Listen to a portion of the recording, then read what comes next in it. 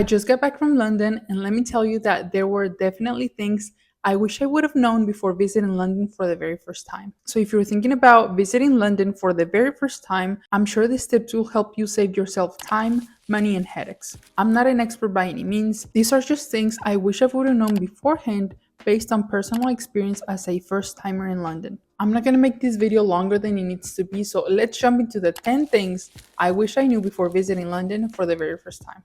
Number one, weather is truly unpredictable. When people say that the weather in London is unpredictable, they mean it. It's very true. In a single afternoon, I experienced sunshine, wind, rain, and then sunshine again. It changes so quickly that even locals have a saying that says, four seasons in a day. So if you're visiting, don't rely on weather forecast because it's usually wrong by the hour. Instead, just be prepared. Always carry a rain jacket and an umbrella. Another thing is that dressing in layers is key. It might be chilly in the morning, then warm in the afternoon, and then damp at night again. And here's the thing, don't let weather stop your plans. When you're there, you'll notice that people don't let the weather stop them from exploring the city. So if it starts drizzling while you're sightseeing, just pop up, open your umbrella, and just keep going. Thing number two is to expect different outlets. One of the things that so many people overlook before going to London is the outlets. The UK uses a completely different plug, which is a Type G. It has three chunky rectangular prongs, so if you bring your chargers from the US, they won't even fit in the wall. And it's not just the shape that's different. The UK also uses 230 volts instead of 120 volts like in the US. Most modern electronics or chargers can handle that voltage, but things like hair dryers, curling irons, or electronic toothbrushes might not. If they're not dual voltage,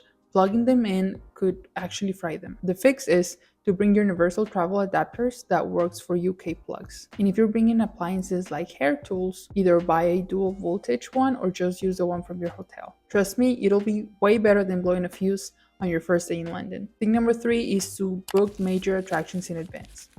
Booking major attractions in advance is one of the most important things about your trip. London is a very busy city with millions of visitors every year, and some, if not all of the attractions sell out days, if not weeks in advance. For example, the Tower of London, the London Eye, and even special events at museums can book up quickly. If you just show up and hope to get tickets at the door, you might end up waiting in really long lines. Or worse, finding out that it's sold out completely. Booking online in advance not only guarantees your spot, but you can often get cheaper rates than buying at the gates. Many attractions offer discounted prices online compared to buying them at the entrance. Plus, you can choose a time slot that works best for you, which will also help you plan your days more efficiently. So if there's something you absolutely don't want to miss in London, make sure to lock it in online. It'll save you stress, time, and sometimes even money. Thing number four is that the tube is the best way to get around. London is huge and trying to see everything on foot can be almost impossible. The tube, which is the London Underground, is the best way to get around. It's fast, efficient, and easy to navigate once you get the hang of it. Instead of buying single tickets every time you need to use it, buy an Oyster card. Another option is to just use a contactless form of payment, which can be a credit card or your phone. The system will automatically cap your fare for the day, which means that you'll never pay more than the daily maximum, instead of having to buy paper tickets every time you need to use it. The trains run frequently and there are maps that you can use, so even first timers can figure it out. One tip is to use the City Mapper app or just use Google Maps. Both will tell you which line to take and where to change trains. And I think it even tells you how long your journey will take. Thing number five is that comfortable shoes are a must.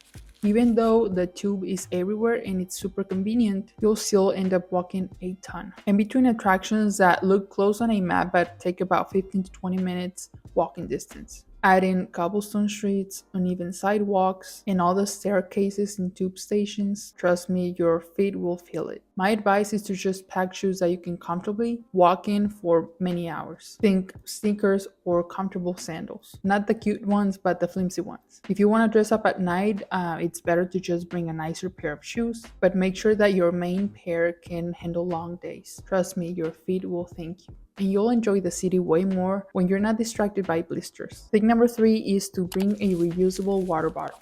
This is one of the easiest ways to save money and it's way more convenient. Even though tap water is safe to drink in London and refill stations are everywhere, you can also save money by buying a water bottle case and just have it at your hotel, refill your reusable water bottle, and then use it throughout the day, instead of buying water bottles individually throughout the day, which can cost between 2 to 3 pounds each. A tip is to pack a lightweight leak-proof bottle that fits in your day bag. Thing number 7 is that dining is different and tipping is not the same. Dining in London feels slower, more relaxed, and less centered around tipping. Once you adjust, it's actually really refreshing compared to the fast, tip driven service culture in the US. In London, you will not be rushed out of your seat the way you sometimes are in American restaurants. If you're in a sit down restaurant, you often have to ask for the check because servers will not automatically bring it. In America, tipping 18 to 25% is standard, but in London, 10 to 12% is considered generous. And many restaurants automatically include a service charge, so if that charge is included in your bill, you don't have to tip unless you really want to. Portions are smaller in London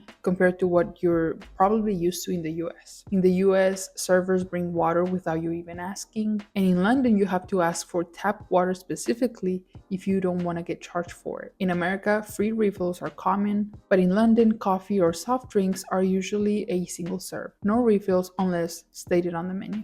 The eighth thing is that London is expensive, but there are hacks. London has the reputation of being one of the most expensive cities in the world. And honestly, it's kinda true. Between hotels, transportation, food, and attractions, costs add up quickly. But trust me, there are ways for you to stretch your budget, of course, without sacrificing the experience. For example, you could take advantage of all the free attractions like museums. In case you didn't know, London has some of the world's best museums, like the British Museum, the National Gallery, and the Tate Modern. They're beautiful and they're completely free. Parks like Hyde Park, Regent's Park, and Kensington Gardens are also beautiful and free. For food, you could skip touristy, pricey restaurants and head to local markets like the Borough Market, Camden Market, or Spitalfields. You'll find amazing food at just a fraction of a regular restaurant's prices. When it comes to getting around, if you're on a budget, I would just avoid taxis. They're convenient but way more expensive than using the tube. If you're staying more than a couple of days, I would suggest to get an Oyster card. The system will automatically cap your daily fare so you'll never overpay. And finally, book major attractions in advance. It will not only secure your spot, but you will save money. So yes, London can drain your wallet fast, but with a little planning, you can have an amazing experience without draining your wallet. Thing number 9 is that not all sites are worth paying for.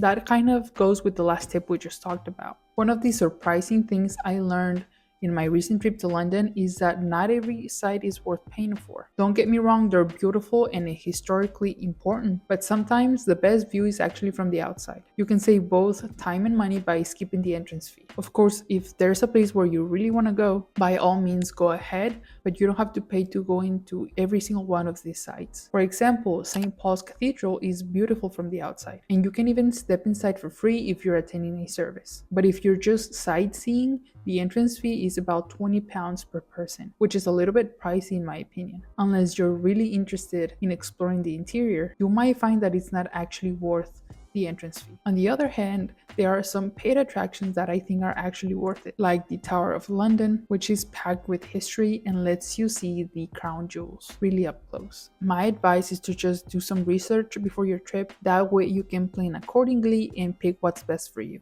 Thing number 10 is to give yourself time to wonder. This is one of the best pieces of advice I can give you based on my personal experience from my recent trip to London. Some of the best parts in London are not on a checklist. They're little discoveries that you stumble upon when you're just walking around. Smaller side streets near big landmarks often lead to charming cafes, bookshops, or beautiful architecture. These are the little discoveries that you would miss if you were just rushing from one attraction to the other. So while it's smart to plan the things that you don't want to miss, I would suggest to just leave gaps in between attractions. I hope these tips help you better plan your upcoming trip to London. So if you're getting ready for your London trip, chances are that you've got a long flight ahead of you. And trust me, if you're not prepared, it can feel like a never-ending flight. But don't worry, I made a video with a list of all the essentials that you will need for your next long haul flight. These are the essentials that you need to stay comfortable during your flight, actually rest, and make it feel shorter than it actually is, especially if you're flying economy class. I'm sure it will help you better prepare for your upcoming flight. I'm gonna leave it on the screen so you can watch it next.